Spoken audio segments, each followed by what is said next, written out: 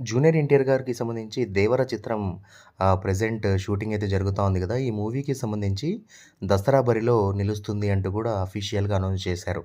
So, ఈ మూవీకి సంబంధించిన ఒక డైలాగ్ అయితే ఇంటర్నెట్‌లో వైరల్‌గా మారింది. సో, అది ఏంటనేది ఒకసారి చూద్దాం.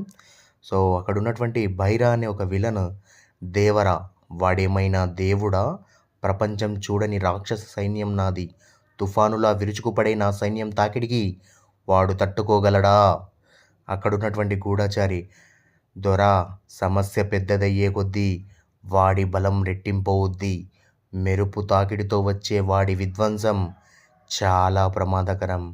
సో, ఈ విధంగా ఆ మూవీలో ఒక డైలాగ్ ఉంటుంది అంటూ ఇంటర్నెట్‌లో వైరల్‌గా మారింది. మరి ఇందులో నిజం ఎంతుందో తెలీదు గానీ, ఒకవేళ ఉంటే గనుక గూస్ బంప్స్ అనేది చెప్పుకోవచ్చు. స్క్రీన్‌పై ఆ సీన్ వచ్చేటప్పుడు మాత్రం నెక్స్ట్ లెవెల్ ఎలివేషన్ ఉంటదనేది చెప్పుకోవచ్చు.